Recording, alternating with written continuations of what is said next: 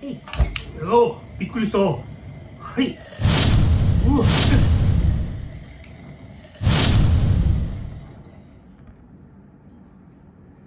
うっそー、すんごいんだけど。はい、皆さんこんにちは。ぼっち楽しむふじやんです。今回はですね、冬キャンプ命かけです。徒歩ソロキャンパーは寝具選びが大事。こちらについてご紹介します。僕は虫アレルギーがありまして、基本的には冬キャンプばかりしています。徒歩ソロキャンプの場合、冬キャンプでテント内で使えるストーブを持ち運ぶのはほぼ不可能なので、慎重な寒さ対策が必要になってきます。あと密閉空間での一酸化炭素中毒が怖いってのもありますよね。一酸化炭素中毒は無味無臭で気づきにくくて人体に有毒な大変危険な気体です。最悪の場合死にますので注意してください。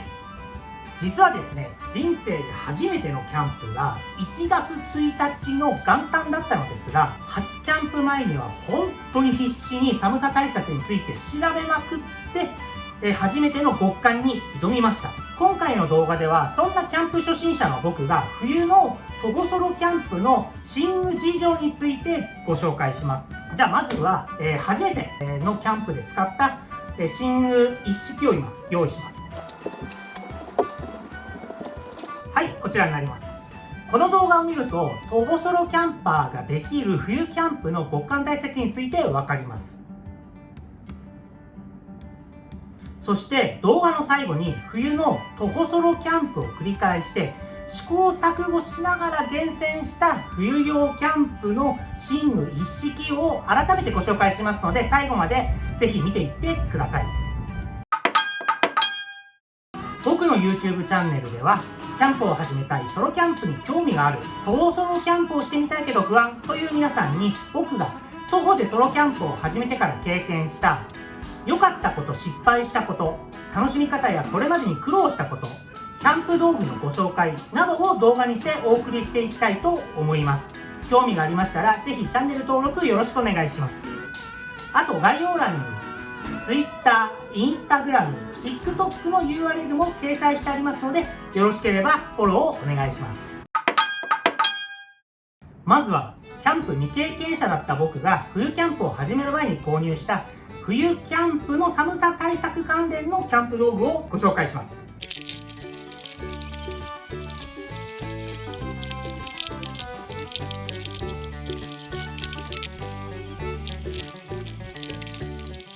キャンプ未経験の時に冬キャンプを楽しんでいるキャンパーさんの Twitter やインスタや YouTube を見ていると、皆さん必ずと言っていいぐらいテントの中でストーブを使っていたんですよ。しかしですね、僕みたいな初心者の徒歩ソロキャンパーにはどのような暖房器具を準備したらいいのか全くわからなかったわけです。初キャンプ前、漫画ゆるキャンの6巻、真冬の山中湖で女子高生の3人が極寒対策をしていないため危険な目に遭うというお話があります。それを読んで、これはテント内で暖を取る手段が必要だなという発想になり、いろいろ考えていました。こんなのも購入しました。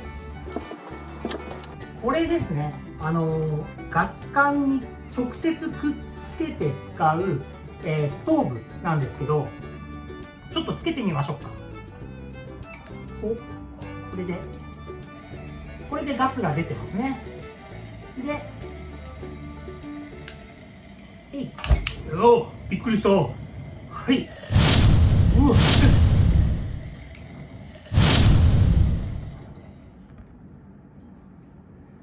うっそー、すんごいんだけど。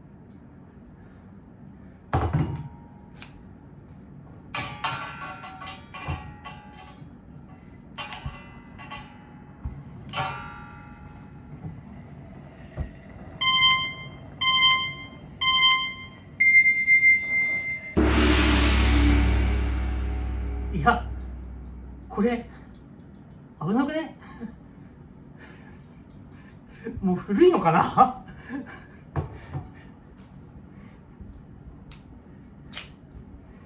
とまあこんな感じでちょっと今怖かったですね。くりした。ちょっと今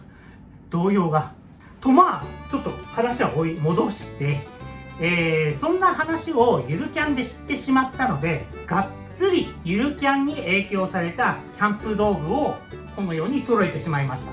詳しくは僕の過去動画、ゆるキャンに影響され道具購入したキャンプ未経験者の失敗をご覧ください。結論から言いますと、ここで今お見せしているキャンプ道具、今でも使っているのはこの1点だけ、これだけです。理由としましては、あるベテランキャンパーさんが Twitter でツイートされていた、テントって外気を遮るのは布1枚。どんなにテントの中を暖房器具で温めてもすぐ冷える。むしろシュラフとかマットでしっかりと暖を取れば真冬でも問題ない。というツイートに感銘を受けました。まあもともと徒歩ソロキャンパーの場合、テント内で使える薪ストーブとか灯油ストーブとかガスストーブなんて重くて運べないと予想していましたので、なんとかならんかなと迷走していました。そのような時に見つけたベテランキャンパーさんの発言は本当に助かりました。では現在使用している寝具をご紹介します。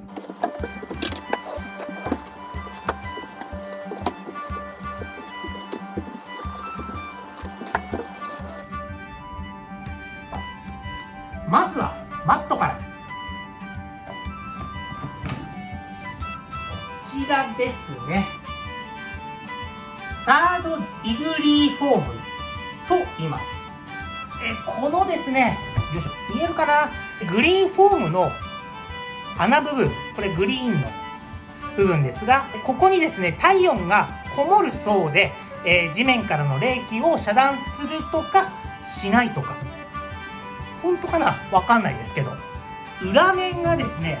このように波になってます。裏の波打つ形状のここのグレーフォームはそこそこのクッション性があります。で、自分はですね、このマット、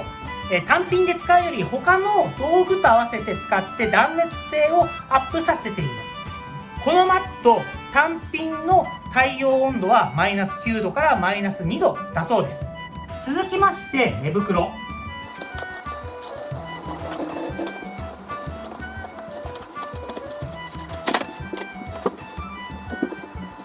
こちらの寝袋になります。この寝袋はですね、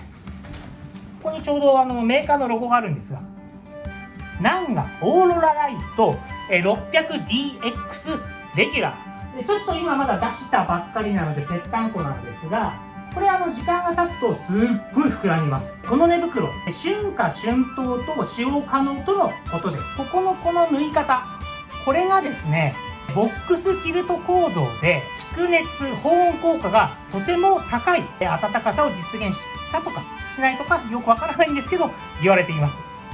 中空気含むと本当に暖かいですね。で、こちらの寝袋を快適使用温度がマイナス4度、加減温度、要はギリギリの温度がマイナス11度だそうです。そして次にこちらネイチャーハイクシーツ寝袋。こんな寝袋ですね。これはですね、お手軽に洗濯できるので、中年なおっさんの強い味方になります。これは僕はこの寝袋の中で使っています。こんなにね、薄っぺらいのに結構保温性が高いんですよ。実はこれ洗濯して使い回せるように3個持ってます。これもそうですね。これがそうです。そしてですね、特に寒い時に重宝するのがこちらサーマレストプロライトプラス。実はちょっと使いすぎてここがね、中がパンクして少し空気がぽっこり膨らんじゃってるんですけど、これですね、エア注入式マットのプロライトプラスなんですが、収納がコンパクトで携帯性に優れています。他のフォームマットなんかに比べるとだいぶ小さく収納できます。そして断熱性が高くて真冬に重宝するスペックになってます。さらにこちら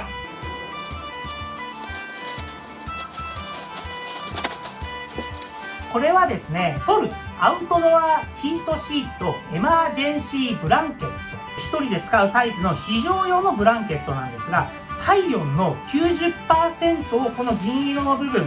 内側にして使うと反射させて暖かさを維持する特殊な素材になっているそうです。ペラッペラなんですけど、これもね、引き先強度が強くてすぐに破けるということもありません。自分はですね、このシート、銀色の部分を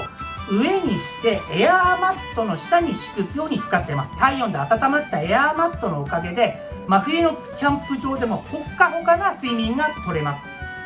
ちょっと実際にやってみましょう。真冬のキャンプ場の時は、まずこのシート、グリーンのシートの上に、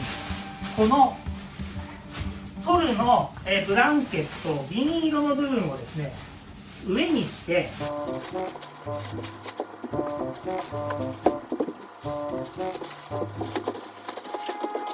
で、そしたら、このマットをこの上に置きます。そうすると、これ空気が中入っているので、このマット自体が体温で温まるんですね。しかも温まったマットがこのシルバーの、ブランケット、熱を反射するブランケットのおかげで、地面に熱が逃げないんですよ。でさらにこの上にナンガのオーロラライトを引いて寝るときは、このインナーの寝袋によいしょ入って、でそれでこの状態でこの寝袋の中に入ります。こんな感じですね。そうするとこのインナーの寝袋簡単に洗濯できるので、普段使っている方のこちらの寝袋、それほど汚れが気になりなくなります。さて、ここまで、準備しても心配な場合のためにですね、まずこちら携帯用の湯たんぽ、ゴムでできている湯たんぽなんですが、これ、それからこちらがダウンのパンツですね。ダウンのパンツ。さらに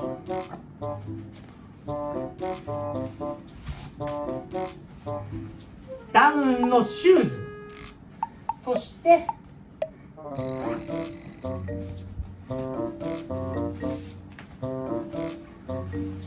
ダウンのジャケット。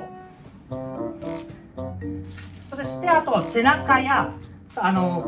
のダウンのシューズのこの中にこの春北海道を貼ったり、そして、それでも寒い時はですね、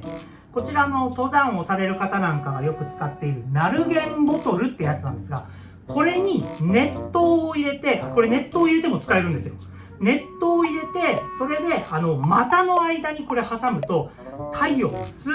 ごくね保護できるんですね。でここまで揃えると氷点下のキャンプ場でも寝汗をかきます。荷物の大きさや重さを気を使うトゴソロキャンプですが、就寝時の道具も大きさと重さは大切です。その上である程度安心して眠れる環境を準備するのが一番いいってことですね。特に寝袋は妥協してしまうと後からまた改めて買い揃えることになったりして余計なお金がかかっちゃう場合があります。同じスペックの寝袋でも最初に購入した寝袋は重さが 2060g でしたが、今使っているこの寝袋は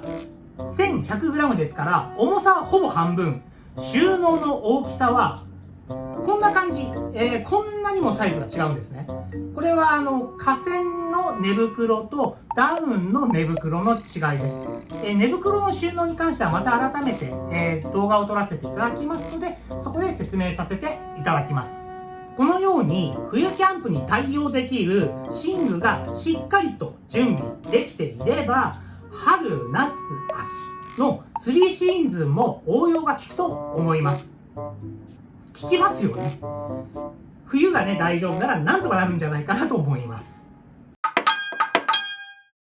さて、トゴソロキャンプ未経験者が無知のまま寝袋やマットや暖房器具を購入して分かったこと。手頃な快適を求めると荷物の重さが比例して増える。UL キャンパーさんに習うのが近道。そして最大の発見は、寝袋って自宅で使うとすっごい便利。実はですね、最初に購入して使わなくなった寝袋なんですが、3年前から